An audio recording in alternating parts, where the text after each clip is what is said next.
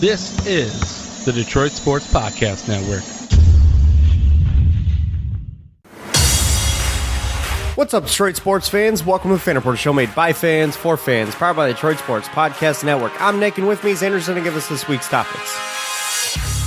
The NBA draft is finally behind us, and I guess so is free agency for Troy Weaver, at least.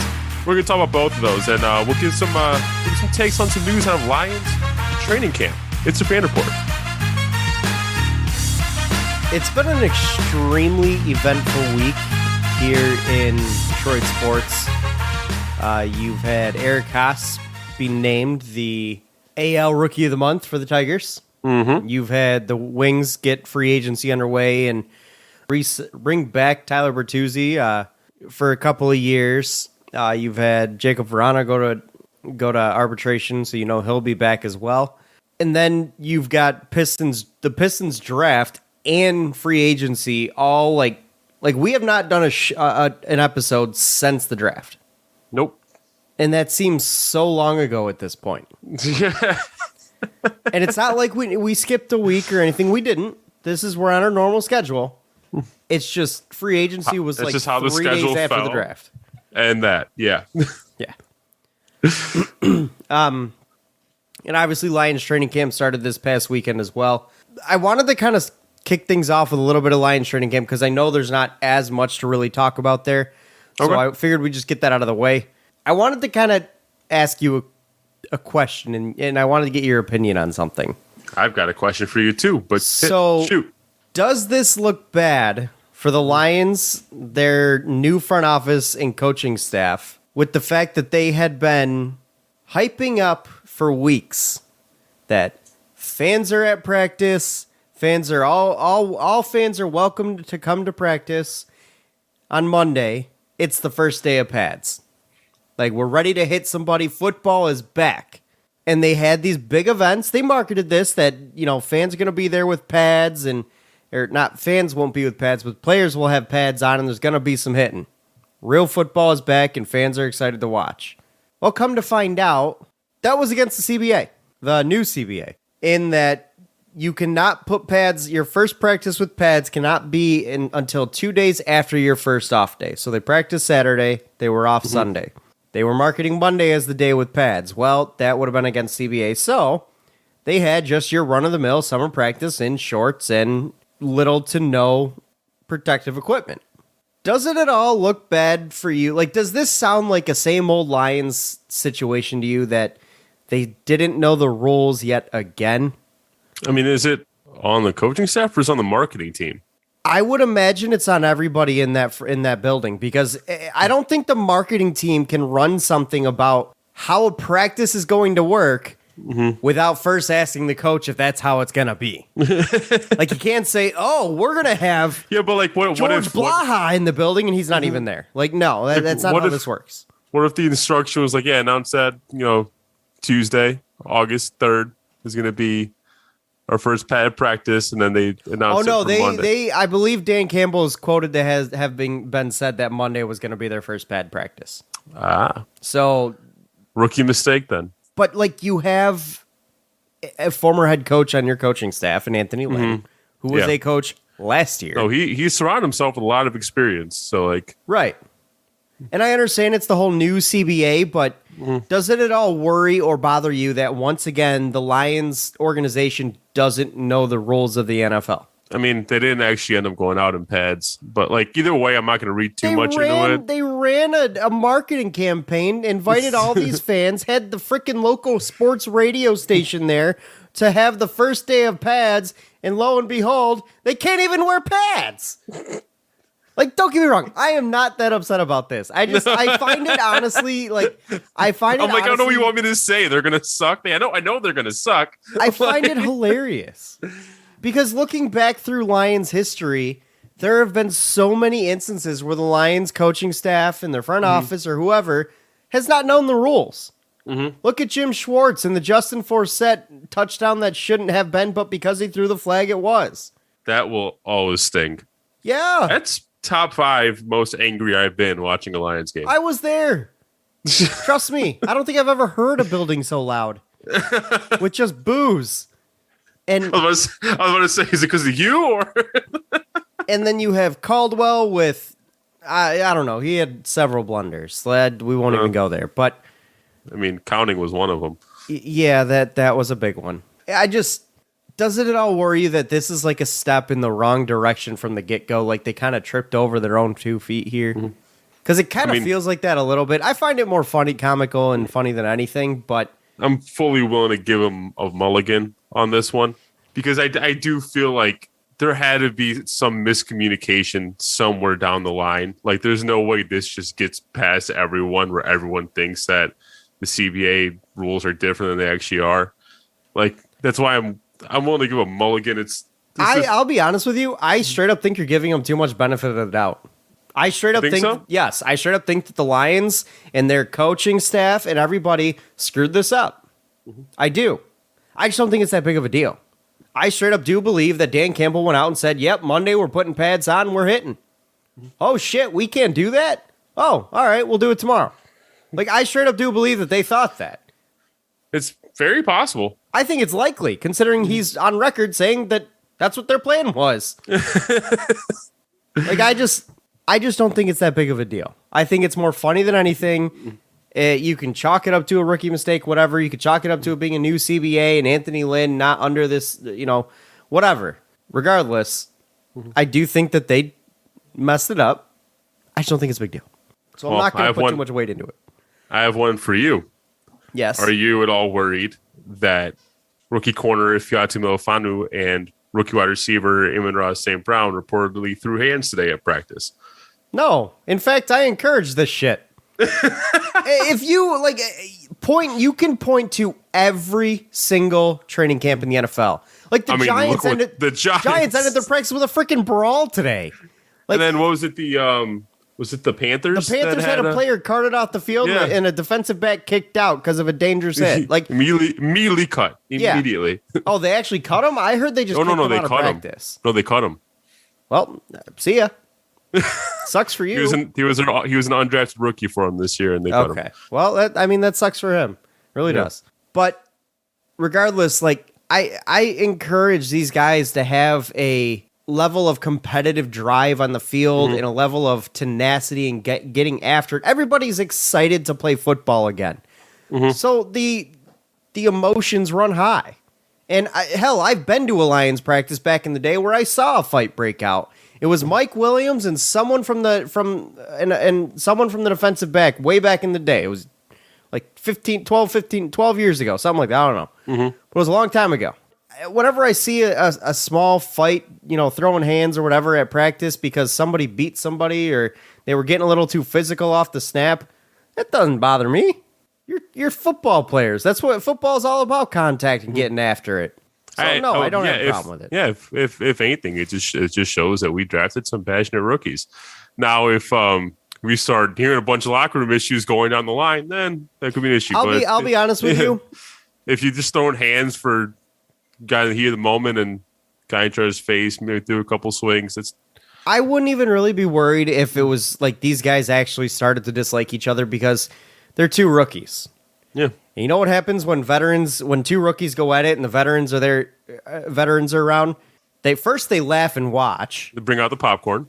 Yes, they bring out the popcorn, and then they sit them both down and put them both in their place and tell them to shut up. And that's just what it is. Like I'm not at all worried about two rookies getting after it. They're both trying to fight for their spot on this team, and one way to do it is to show some competitiveness and tenacity, and that's what they did today. So I have no issues with it. One other report that came out of practice was just in general during scrimmages, the defense was basically all over the offense. Looked miles ahead of the offense, and I'm not sure if that means our defense is actually better than advertised, or our offense is just going to be that abysmal. I'm actually going to say it's neither one of those two. And what I'm going to really put a lot of weight on is this morning on 97.1 Tickle on the Stoney and Jansen show, they played a clip from an interview that involved Frank Ragnow. And he mentioned how, and the question was asked, how do you like Anthony Lynn's offense? And Frank Ragnow even came out and said, I'm still trying to learn this thing. Like, and obviously he said it with more little lightheartedness and stuff, but they're still trying to learn this offense. And Anthony Lynn does run a complex offense. It's not simple.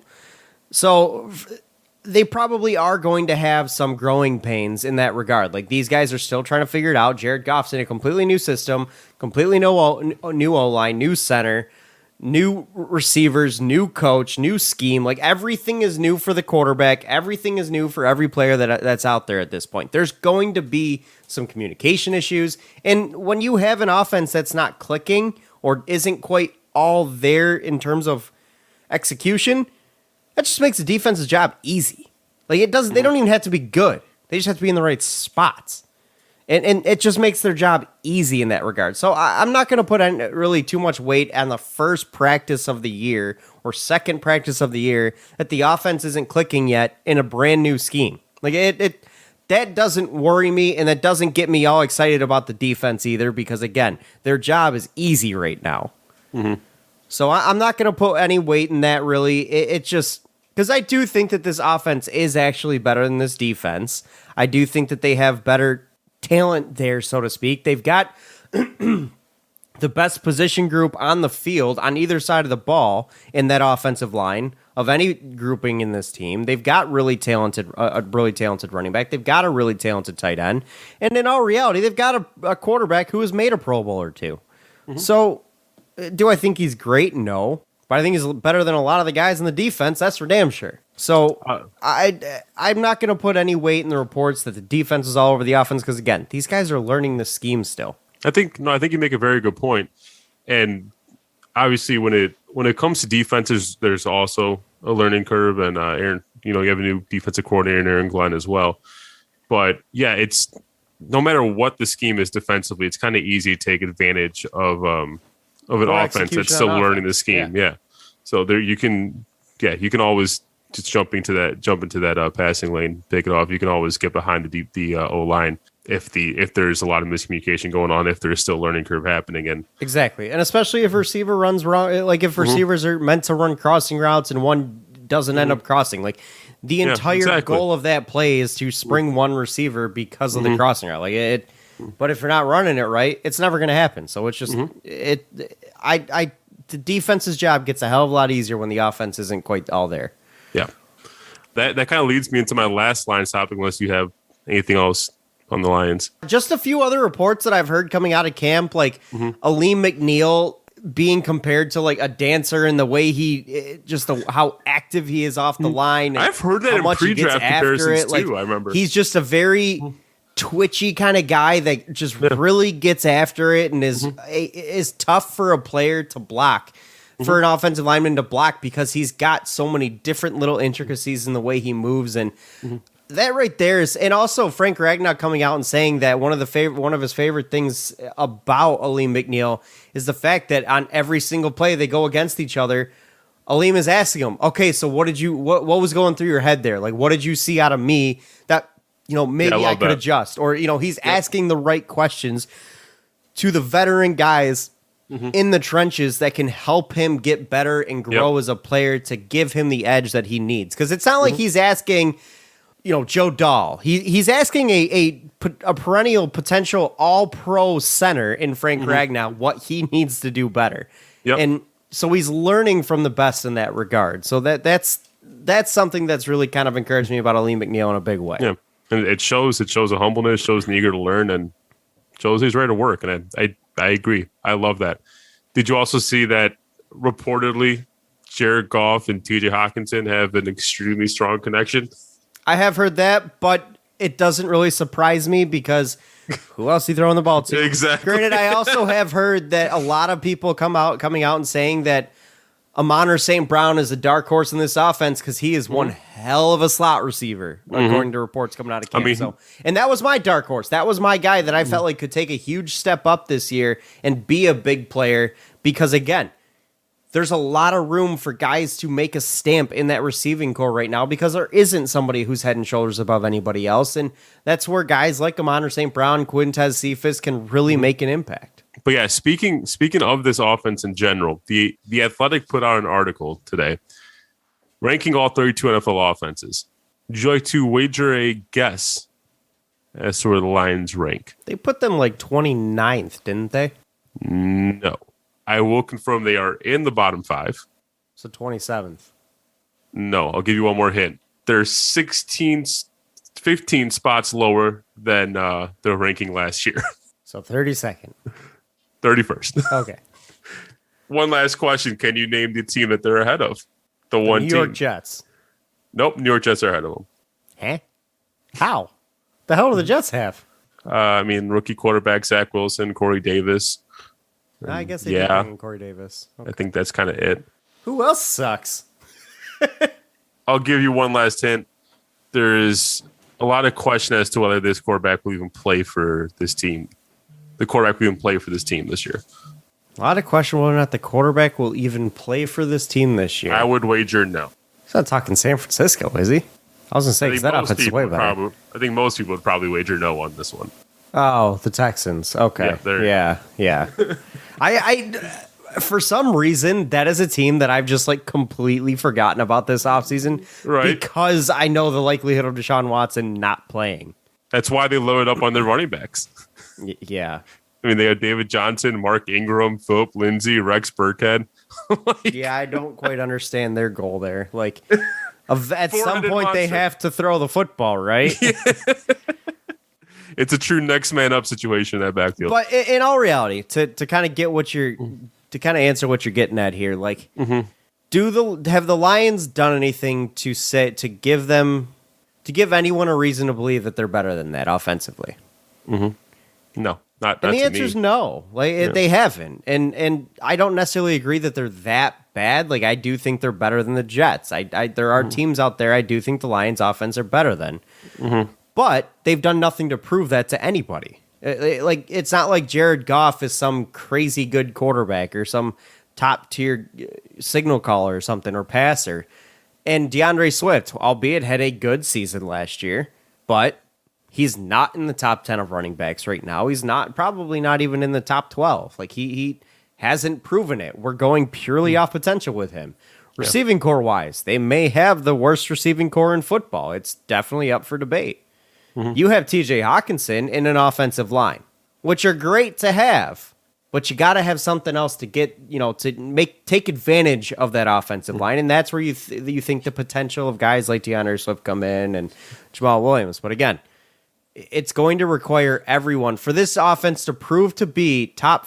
If this offense breaks in the top 15 of the league, it is because every single one of the guys they have has either met or exceeded expectations. They can't afford, because they don't have a ton of talent there. They can't afford to not have guys meet expectations this year if they want to break into the upper half of the league, offensively speaking.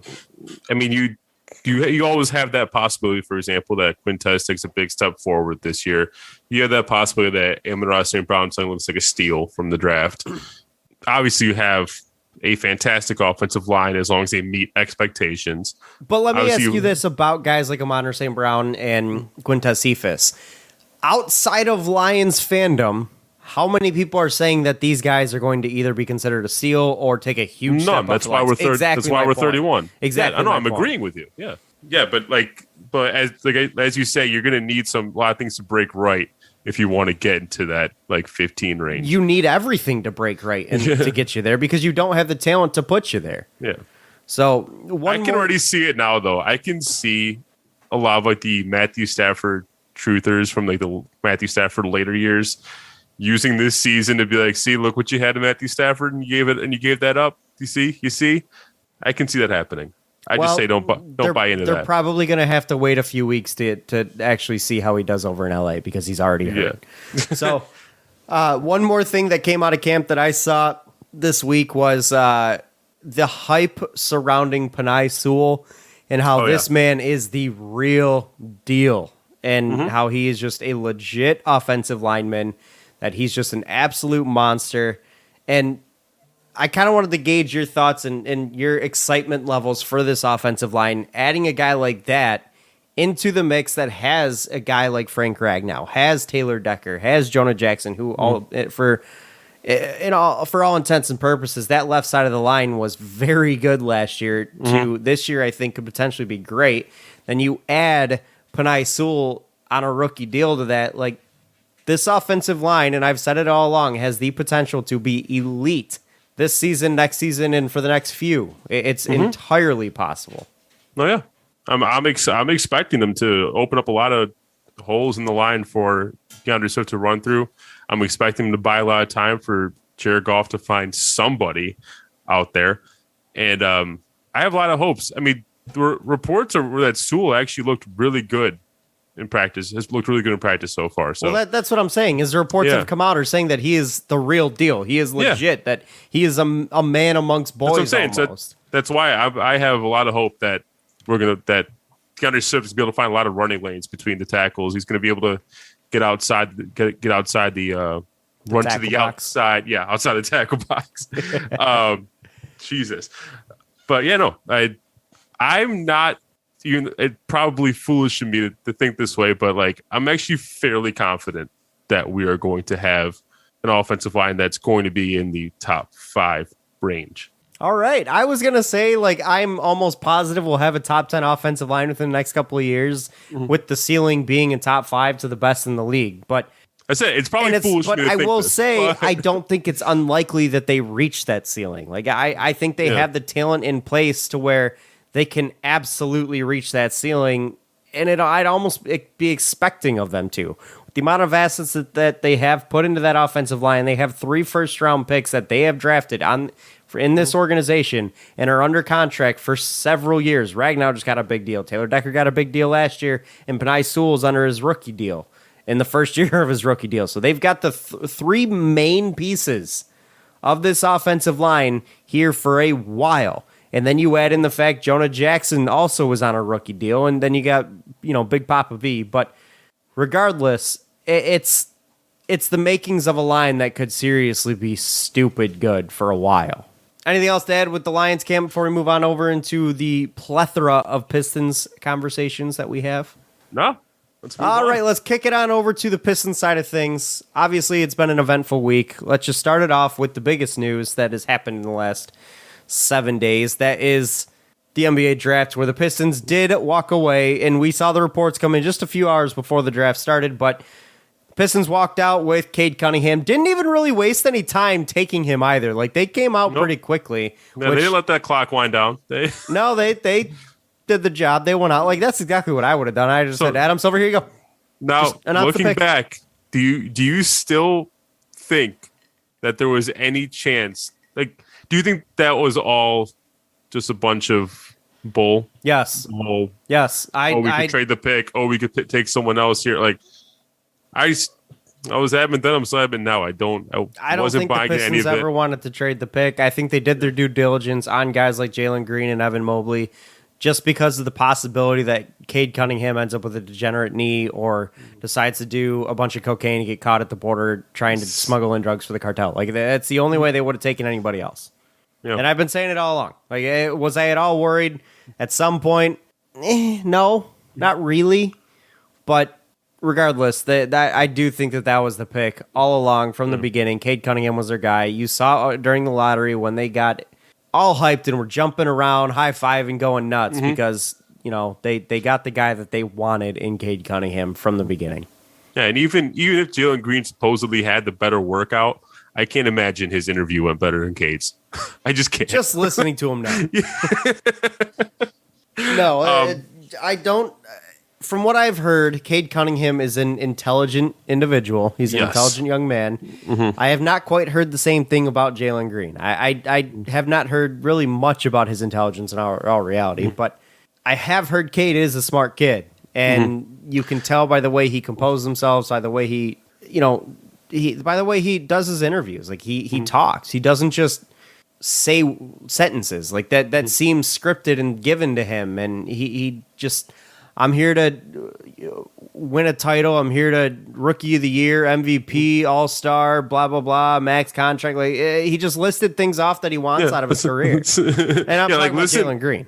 Yeah, listen to Jalen Green. It kind of remind me of like when you're playing 2K with your My Player and you do those like post game interviews, right? And you have like an option of things to say, and you accidentally click the wrong one. Like your teammate rating goes down, like your rating with like the city goes down, and I'm like, is Jalen Green clicking all the right answers or all the wrong answers right now? Like, what's going on? I mean, and in all reality, may look better to somebody else what he said but from my point of view, it just didn't look like he felt comfortable up there. And versus Cade Cunningham, you could tell was comfortable. You could tell he was excited to come to Detroit. I mean, he buffed up. And Pistons fans went crazy for it. Like he wants to be here and he's excited about the opportunity to play in the city of Detroit. I had a buddy who went to the draft party at LCA, and he said it was like they won the Super Bowl. In all reality, and the running joke is draft night is the Super Bowl for the city of Detroit. At least it has been for the last decade. So I can see why. But and then we had the 21st pick, and no, we didn't. Sorry, Woj lied. Moving on to the second round. Yeah, that I was not happy about that. I got like so excited and then so upset in the span of like 2 minutes during that. Yeah, who ended up getting that pick that he made the mistake on? Clippers, I believe, right? Yeah, that's right. It was the Clippers. It was the Clippers. And that pick ended up being Keon Johnson. But we still had guys like Josh Christopher available, Quentin Grimes, Bones Highland. Like we had some names up there. But the pick wasn't ours. Nope, it was not ours. Even though we were told it was not. And then the 37, we ended up trading number 37 in Mason Plumlee to the Hornets for number 57. 37 turned into JT Thor, which I'm not too worried about, but guys that were still on the board like Ayo Dosunmu, Jared Butler, Joe Wieskamp, that kind of hurt. Jared Butler and Joe Wieskamp hurt for me just because I do like those guys and their potential quite a bit. I mean, the shooting that was available there is what hurts because that's something I still think the Pistons need is a shooting too. And even after free agency, I still think they need a guy who can shoot the ball off the wing. But the thing that bothers me about the trade is it essentially, and I don't want to take this into too far into free agency just yet. Because I want to finish the conversation of the draft first, but like it essentially says that the Mason Plumlee contract originally was a mistake, and unless the Pistons were opening up cap space to then go and make a big splash in free agency, it just doesn't make sense. Because if you are making a big splash in free agency, okay, I get it. You're trying to start winning and win soon, but if you're not going to make a huge splash in free agency, then so you're just retooling what you already had to then still continue the same path. Because it really showed that the Mason Plumlee contract, which we weren't fans of to begin with, didn't really make sense for the timeline. We didn't like it. He didn't fit that well. I mean, he played good ball, don't get me wrong. Better ball than we expected, but it showed to me that Troy Weaver looked at the Mason Plumlee contract in the league, not just Troy Weaver, but the league also thought it was a mistake. Because he had 2 years left. It was over $8.5. It was about $8.5 million a year. It wasn't a great contract, and it returned negative value as a result, which that hurts. So, and I have a bit of a different angle on it. I mean, I too was kind of disappointed in the trade, not because of the fact that we traded 37, 57. Like in the grand scheme of things, you're trading. Like if you were to look at it, like let's say we traded 2022 second for a 2022 second. To get Mason Plumlee off the books. I'm like, okay, but like when it's in context and you see who was taken in that range of 5 picks before you got to pick it at 42, that's what kind of hurts. Yes, for me. But also you got to look at it from the sense of like, what's the point of getting Mason Plumlee off the contracts right now? Like, why give up? Why give up negative value to get Mason Plumlee off the books? Like, what does that do to help you? It would have made sense had they gone the route of making a splash in free agency, but they didn't. That's where I have a couple theories. Is one, it shows some confidence in Isaiah Stewart.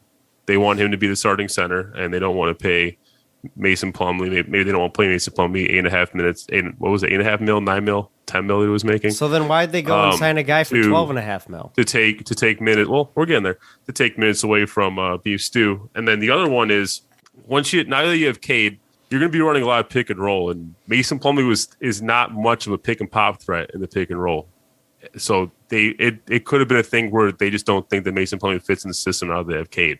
That could be an issue too. Which obviously we don't know. We can't read Troy Weaver's mind on what he was thinking. Right, and that is a fair thought process that Plumlee really isn't a threat to shoot, which is true. But again, then it comes to the situation of, okay, so what did we do with that money? And that's where I still have the question marks there. And we'll get into that in a little bit. But moving on, in terms of the other guys we drafted, a certain advisor that was brought into the Detroit Pistons organization this offseason, and a guy by the name of John Beilein seemed to have a lot of sway in the way that in the route that we went with the next 2 picks in the second round, and Isaiah Livers and Luka Garza. Like, I like both players. I think.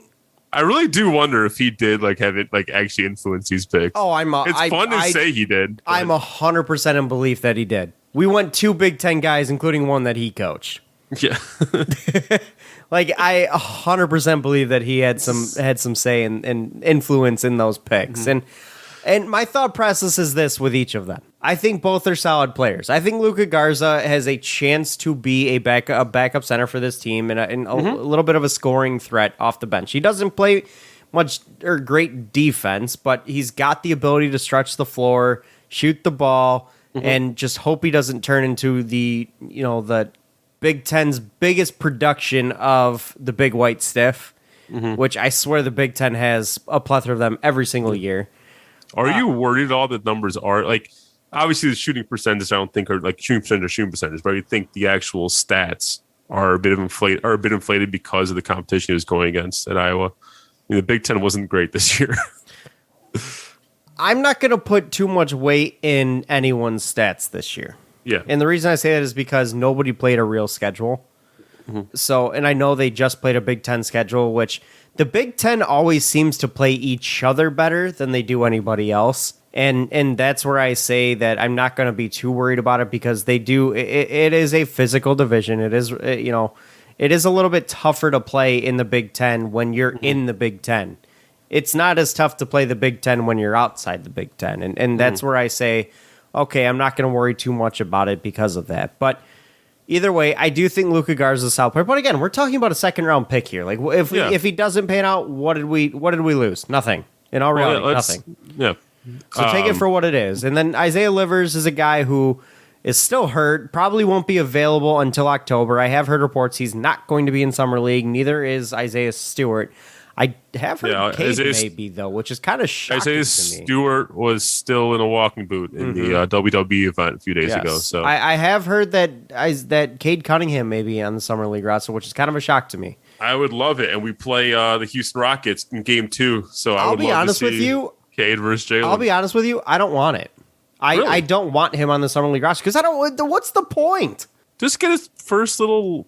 Do it in the preseason. I don't want him putting the Summer League is garbage, meaningless. There's nothing good comes out of the Summer League outside of a second round pick that could potentially make a name for himself. Like this, the Summer League should be for guys that were drafted or undrafted free agents that are trying to give themselves a spot on either the G League roster, or if you're on the G League roster, you're trying to make the big roster. Like that's what the Summer League should be for. It should never be for guys who are already established and going to have a spot on this team that are especially guys that are your potential superstars. What happens if he tears his ACL in a meaningless Summer League game? It was worthless. You don't normally see number 1 overall picks. You almost never do. But there's always high lottery picks at play. It's just that number 1 usually They're sits. never the number 1, though. I'm curious. Did Anthony Edwards play Summer League last year? I'm trying to remember. Think so. But my point is, you almost never see a number 1 play, especially when they're the clear number 1. They have nothing to really fight for here. I like the idea. I like the competitive nature. Well, no, there was no Summer League last year. No, there wasn't. Sorry, continue. I like the competitive nature that he wants to play, but I think this is where you sit the kid down and say, "Hey, keep your workouts to the private gym. Let's keep it inside the Pistons practice facility. Let's not worry about you doing Summer League and getting hurt because somebody makes a dirty play on your knee or closes out too hard and you end up breaking your ankle or something. It's not worth the risk in my mind because what is he gonna gain? Nothing. There's nothing that comes out of Summer League for guys like that. Because the competition's not even what we're asking him to play against. And I'd be shocked if Jalen Green's playing in the Summer League, too. Because I don't think he is.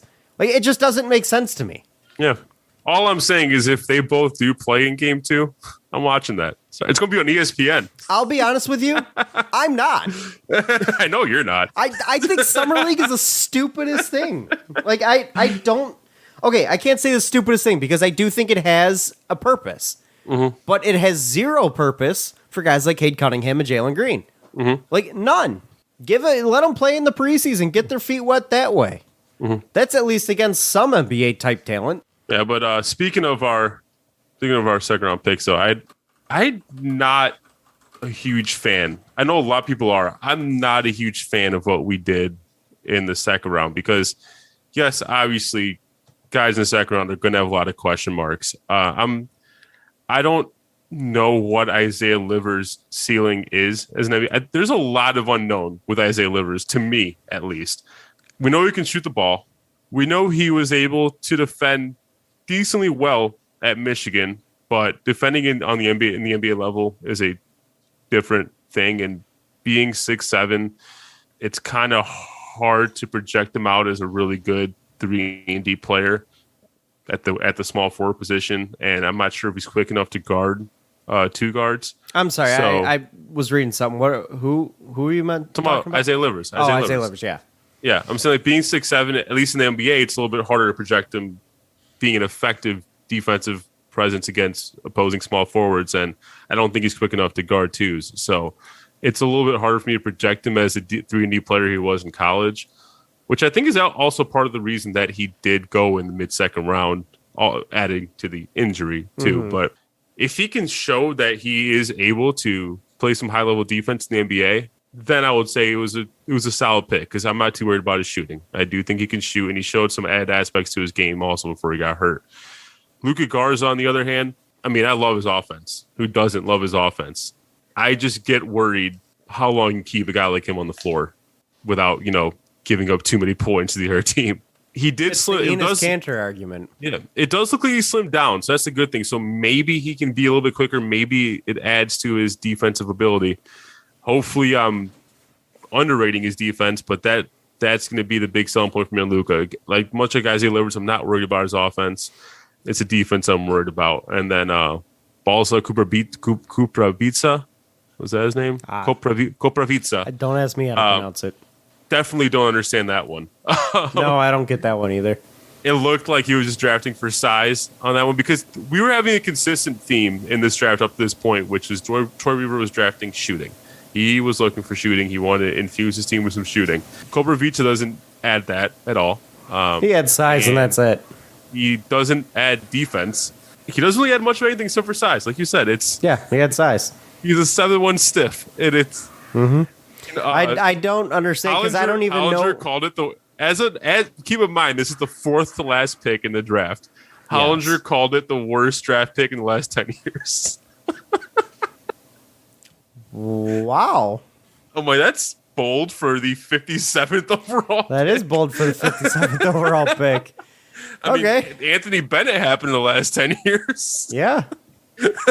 I'm not going to really spend too much time talking about the 57th pick. Does the pick make sense? No. Are there any really discerning qualities that are redeeming about him? No. What's his potential? I have no idea. Will he end up making a roster? Probably not. So let's move on from that. Yeah, we only have two-way contracts, and we already, according to Woj, we already committed one of them to Chris Smith, the undrafted guy to UCLA. Really? So, I'm kind of surprised we already committed one to him. So that means one of Garza or Livers is either going to only play in the G League or is going to be on the NBA roster, which I'm going to assume Garza's the guy on the NBA roster. Yeah, I legit think Balsa gets straight up cut. Like, I don't see where you keep him. I don't either. But my thought process with Livers, and I'll go back to that. So the Pistons are going with a new G League affiliate this year. It is one that they have decided to move to the city of Detroit. I believe they actually played down in like Phoenix somewhere, or down in that southwest area. But it is a team that they moved to the city of Detroit, and it is going to be playing at Wayne State. I can't remember. What is the name? The Detroit Drive or something like that? Motor City Drive? Grand Rapids Drive? No, it's not the Drive then. Well, the new team? The new team. I was really just looking at this the other day. Well, keep going. I'll look it up. Yeah, go ahead. Motor City Cruise. That's what it is. Motor City Cruise. Yep. And my thought process with that is, what better of a way to showcase a brand new team in the city than to have a local guy be a name on the roster? And that's Isaiah Livers. And He's a guy who is loved by a lot of fans in the city and a lot of fans in the state. And I personally believe seeing Isaiah Livers in a Motor City Cruise uniform will get some fans into the arena to come watch him play down at Wayne State. So I think it was a play to really kind of showcase the G League roster. And it's not like he doesn't have potential, because he does. And I do think he has potential to make it in this league. But I think for the time being, he'll probably be someone who is showcased on the G League roster to try to get some fans in the arena. So, and I don't think it's a bad decision. I don't, because again, I do think Livers does have good potential. So let's go ahead and switch on over to free agency that started yesterday at about 6:00. Yes. And the Pistons really didn't wait very long. In fact, was it 20 minutes in? Some would have to wonder if they waited until 6:00 hit before making negotiations. Much like the teams that, announce contracts at 6:01. Mm-hmm. Like, why do they even put a deadline if teams have been talking about it for who knows how long? Anyways, that's beside. We were hoping to come on with like a free agent list of like potential Pistons signings, but they all we had a whole list put together, and then come like 5 minutes after the deadline or the opening hits, they're gone. I'm like, well, shit. There's like literally not a single person name on the list. It's so free. Right. Free agency moves quick in the NBA. But so the Pistons obviously signed 3 names to add to this roster. We can start with the one who they recently waived and then brought back on a cheaper contract in Corey Joseph. Yeah. Corey Joseph. I was trying to say Corey Thomas for some, I don't know, but Corey Joseph on a 2-year, $10 million contract, which is much cheaper than they just took the $10 million that they would have owed him if they would have kept him and stretched it over 2 years. So, and you get 2 years out of Corey Joseph to maybe allow a guy like Killian Hayes to continue to progress. Mm-hmm. Which, I mean, that doesn't really bother me, so to speak. Like, I don't hate it. I just nothing the Pistons did was exciting. Well, I think Corey Joseph was a very necessary signing. Because in terms of the point guards you have on this roster, right? The point guard who's played the most NBA games is Saban Lee, and he's played like 40. Right. So it's a veteran guy. You need a veteran presence among the point guards. So I was actually hoping we brought him back. I was kind of bummed when we cut him, but I'm glad that we. But then you saw the dollar figure that they would have had to have given him. Exactly. And you were like, oh, yeah, that makes sense. Yeah, I don't hate the signing. It just wasn't exciting. Mm-hmm. Like, when the Pistons were making, and this goes back to the Plumlee trade, the Pistons were making moves like waiving Corey Joseph. I wonder if Corey Davis would be a good basketball player. Yeah, I mean, he is tall. That's what I'm saying. He's got the size for it. And then you mentioned the Plumlee trade to free up the $8 million, and they freed up around $16 million in salary cap space with about $20 million to play with. So they had room to make a big splash. And guys, and the names that were connected were guys like Tim Hardaway Jr., another Beeline guy. I mean, there were some names out there that the Pistons could have gone after and made a play for. Yeah, you were never getting Tim Hardaway, though. He wanted to stay in Dallas. I mean, he picked up his option last year to stay. And he did, and I don't really blame him. Any chance I get to play alongside Luka Doncic, I mean, I don't want to go anywhere. Are you kidding me? Mm-hmm. But it just kind of, and then you started to see the dominoes fall for the Pistons. And by that, I mean, they signed Kelly Olynyk for a 3-year, $37.5 million deal, which equates to around 12 and a third, 12 and a half.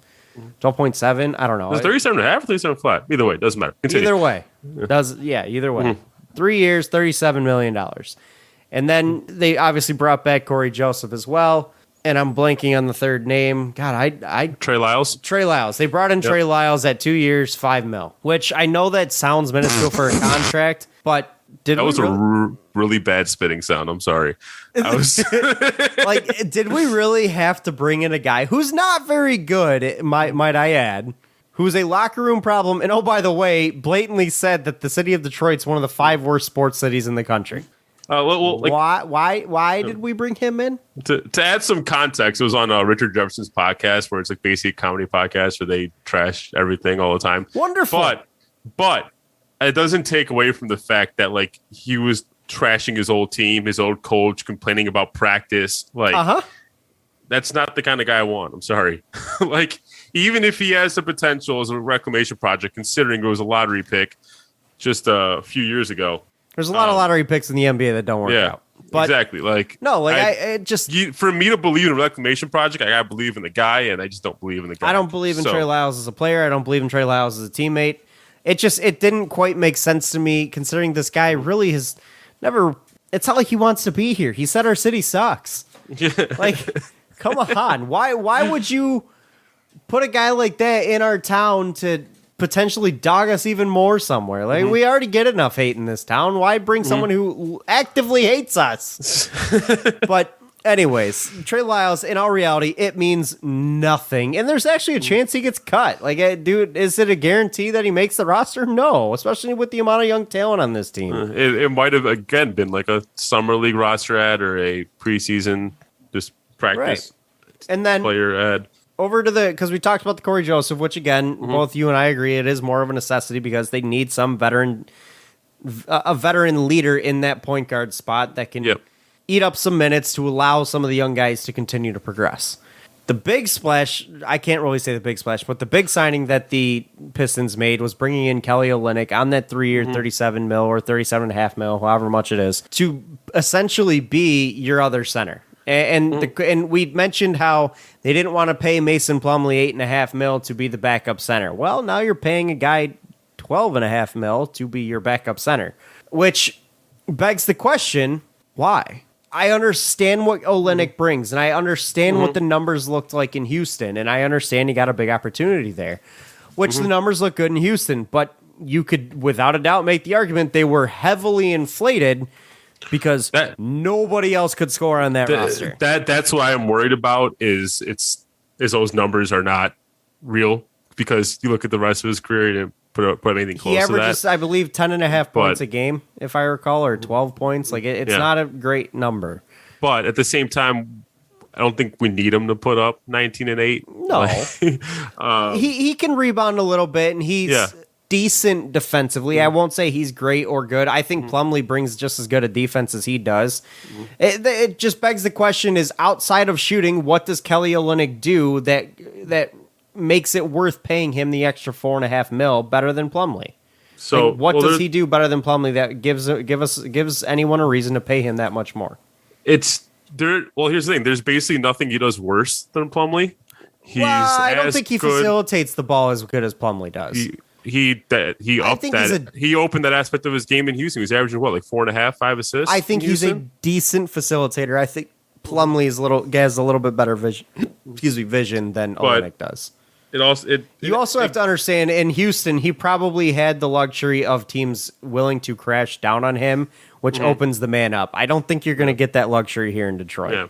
Well, in general, like just harking back to what I said about the Mason Plumlee trade, I do think Olynyk is a better pick and roll fit with Cade Cunningham. I do think it gives you flexibility in that you can play him at the 4 and the 5, and like Mason, you can play at the 5 only. And it adds much needed shooting to this team. This team, you look at what we lost in the offseason, guys like Wayne Ellington, for example. We don't know if we're getting Frank Jackson back right now. We don't even know if we're bringing back Josh Jackson or Hamidou Diallo. Yeah, we don't know what we're bringing back yet. And even with those two come back, you still need some 3-point shooting on this team. This team needs 3-point shooters, so that it fills that aspect, and it gives you another big that you do need. The reason I'm okay with it though is because that third year is a team option. It does that right there. Learning that aspect does make it a lot more palatable. So next year, which is the year next offseason, which is the offseason you want to make the big splash, you're working with a Kelly Olynyk on a basically expiring deal. So you will be able to move. An expiring deal, yes. You will be able to move that contract.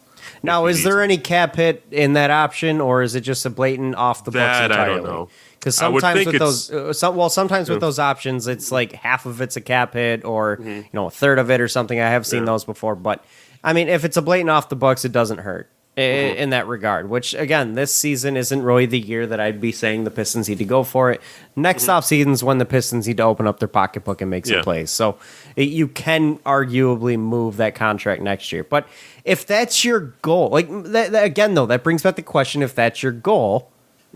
Then couldn't you make the same argument that Plumlee also would have been that this year? A guy that at $8.5 million on an expiring deal, which actually doesn't have that team option, that he would be more of an asset this season at the deadline or in the offseason. Like it's the same question.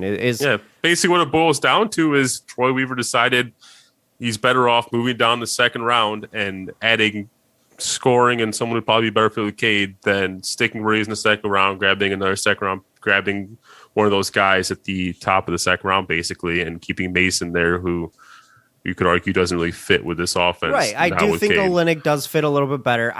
That's basically what it boils down to. I do think Olynyk fits a little bit better, but is it worth the extra $4.5 million in the extra year? That is where my question is. Yeah. And it's not a signing that is going to break anything, I don't think. I don't necessarily think he's a great pick and roll. More as a pick and pop. Pick and pop, yes. He's not a really great pick and roll duo with Cade Cunningham, but he does bring the added pick and pop danger in there. You have Isaiah Stewart more for the pick and roll aspect, which I can't wait to see. And pick and pop, which is great. In all reality, yes. I can't wait to see Isaiah Stewart and Cade Cunningham run the pick and roll together. It'll be sweet. So, but what it also does... There's a user-created roster that's been dropped in 2K21 that has all the rookies, all the latest moves and stuff. And, I took a spin with it with, Cade and the Pistons. And the amount of times I was running that pick and roll with Beef Stew and just crushing defenses with it, because they don't know what to do. One other thing, I do think it does help a lot with, especially with fit, and this is something they could not do with Mason Plumlee, is this allows Isaiah Stewart to not have to try and focus on changing positions. It allows him to continue playing his natural position at the 5, because Olynyk can play the 4. He's able to stretch the floor. So it allows Isaiah Stewart to continue to learn and grow in his natural position as opposed to trying to play out of position, which with Mason Plumlee, he wasn't really afforded that opportunity. So it fits for building this roster and continuing to grow in what they want, and maybe they've got their eyes set on somebody else in next year's draft that could be a little bit later that fills that role as a younger guy that would be cheaper. But I just didn't necessarily love the amount of money that they gave him, considering what his usage is going to be, like what he's going to be for the future of this team. But again, as long as that team option doesn't really have a hit to it, it's not going to matter. Because then you can just trade him, maybe get some assets. I just hope it doesn't turn into a negative value contract like Plumlee's did. And so we are able to keep our draft picks and continue to grow this thing. But it's not like honestly, I don't like Kelly Olynyk, the player. I do, and I like Kelly Olynyk, the fit with this team. It's just not like for the Pistons to be going and making the moves they did to free up the cap space, it was just... For Kelly Olynyk to be the prize, quote unquote, prize signing out of free agency was just such a huge letdown. Like I'll be honest with you, I should have thought like, oh, the Pistons are making a play to go grab DeMar DeRozan. Oh shit. Oh man, Tim Hardaway's gonna be a Piston. Like, oh man, look at that. What is this roster gonna look like? No, yeah. And Olynyk was not one that was like an instant, like, oh, hell yeah. It was more like, all right, let me work through this and make sense of it. Yeah, that's exactly what it is. Because it didn't really make sense at face value. Like, you looked at it, you're like, wait, you mean to tell me we had to give up? Like, we got negative value in return for Mason Plumlee and then went and signed Kelly Olynyk? Why? Yeah, like, I'll be honest. Like, the center I wanted out of free agency, and I legit thought we were going to be able to get was Nerlens Noel. And he signed with the Knicks for, I think, just a little bit less than we signed Kelly Olynyk. But I do think, considering he returned to the Knicks, I think he probably gave him a bit of a discount. He probably gave him a discount, probably wanted to be there, which I don't necessarily disagree with that. I think it's a good fit for him, and I think that team's an up-and-coming team anyways. But I just wanted that inside, that tall defensive presence. It's also lob threat on the inside. Like that's the yes. I also think that the fit with Kelly Olynyk works a little bit better because it does have the pick and pop added aspect, and you can stretch the. Well, you got the pick and roll aspect. You do, but you also have. But again, that goes back to it may stunt the growth of a guy like Isaiah Stewart because that's also true. Yes. So, but either way, like I do wish that the Pistons put some focus in trying to fill one of the more glaring holes on their roster, which I still think right now is probably the most glaring hole on the roster, and I think was to begin with, which they don't really have a shooting guard. They don't have a 2 that can effectively play the positions solidly speaking, and they're that's really still a hoping big this positionless guard game that they're going to play with Kata and Killian is going to. They really are work. putting a lot of weight on It's an experiment, That or they're I don't maybe they're hoping to play some Bay at the 2 matchups that can work out if the other team's 2 wasn't extremely quick. Or maybe, I mean, you could make the argument maybe Josh Jackson plays the 2, or maybe Hamidou Diallo comes in and plays the 2. I mean, they have some flexibility with some of these RFAs that if they do bring back, there is some opportunity for them to get some minutes at the 2 and be effective. So, because you do have some explosiveness and quickness between Diallo and Jackson that could take up that role. So I actually like the idea of Josh Jackson on this roster more now. I do too, which is funny because we of were the talking fact about you have this a couple 2 really weeks good ago. facilitating guards already, and like you can just slot Jackson to 3. He doesn't really need to try to move the ball that much. Right, and which is funny because just a few weeks ago we were talking about where does he fit? Well, now we kind of have a fit for him because you can slot him at the 2 or the 3, especially coming off of the bench, and he fits. Because you can have one of Killian Hayes or Cade Cunningham on the floor at all times. You have Saban Lee, you have Frank Jackson. I mean, well, maybe Frank Jackson, but you have Saban Lee at least, and you've got some opportunity there that doesn't require Josh Jackson to be as much of a ball stopper. And so that allows things to open up a little bit for guys like that. So he actually has a fit on this team a little bit more now. All right, I'll just be a little bit upset if we lose out on either of Diallo or Frank Jackson because of the money we're paying Josh Jackson. Olynyk. Olynyk. Yeah, well, frankly, That's Frank the Jackson, part of it that I'm afraid of. Frank Jackson, I'd be kind of surprised if we lose out on him because I really don't anticipate his contract being that much. I'd be if he goes and signs for money elsewhere, he didn't want to be here. And that would be a glaring sign to me. And I would be more upset about losing out on Diallo because that's a guy I do think has some really good potential with this roster and just the makeup and the coaching staff. And I think Diallo can really be a big asset for the future of this team. Yeah. So I'd be pretty upset if we lost out on him. But quick question before we end things off here.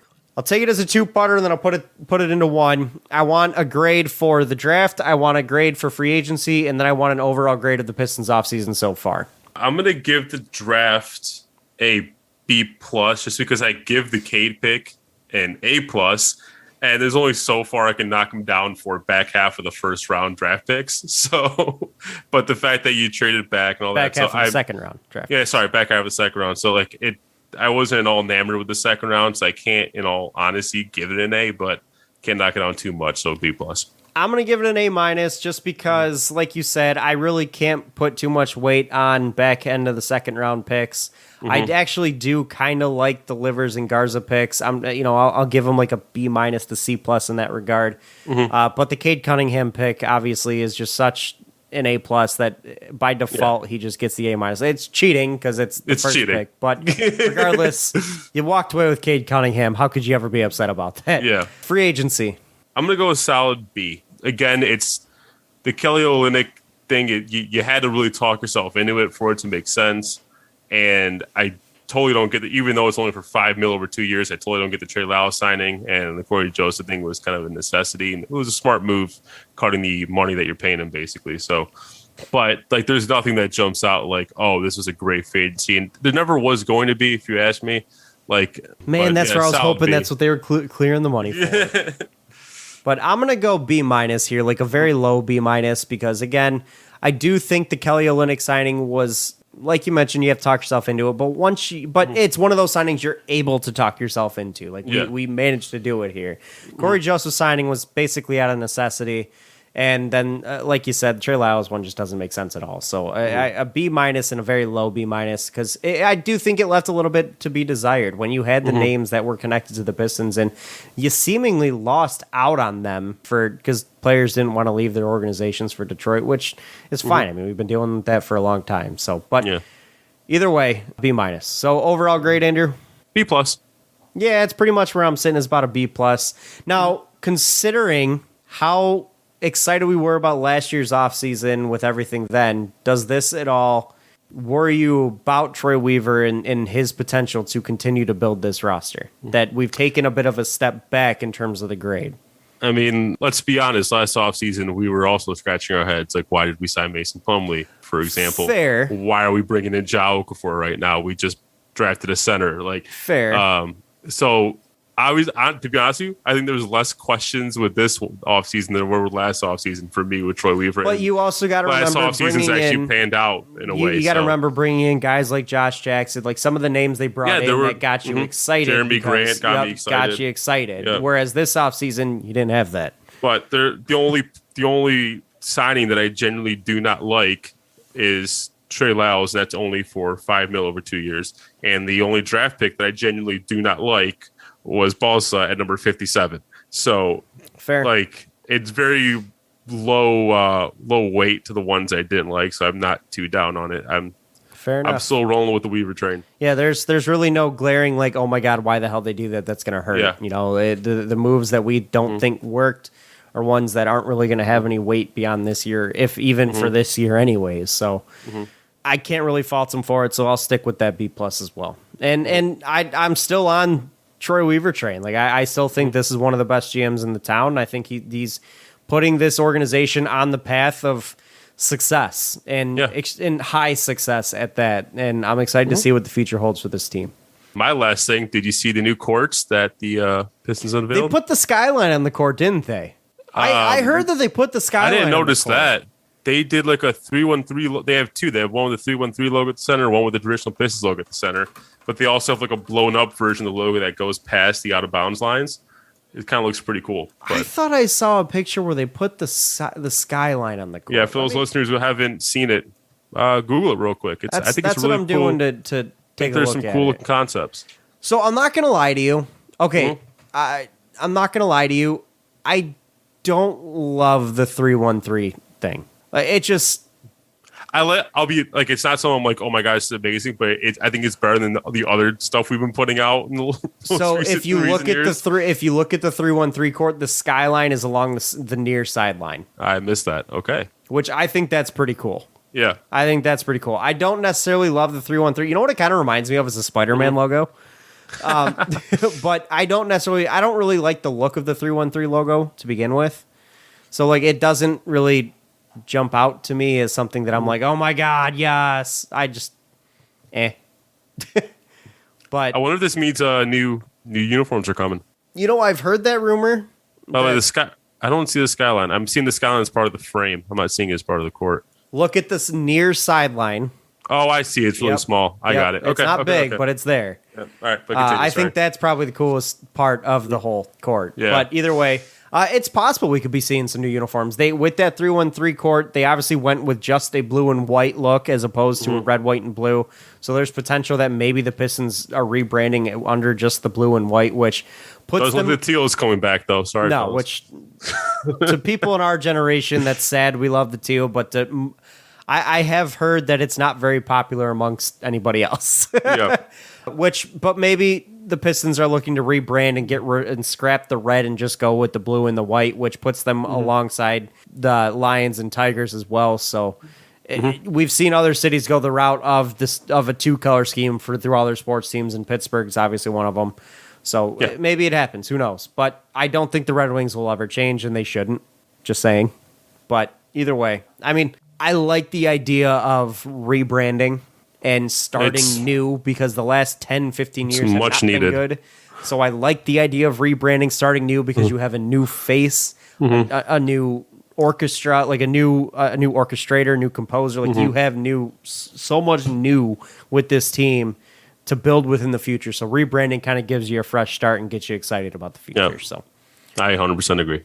but that is going to close it out for this week, guys. We thank you so much for listening. Follow us on Twitter at RealFanReport. Thank you to Detroit Sports Podcast. Always, Andrew, thank you for joining me as well. This has been the Fan Reporters by fans.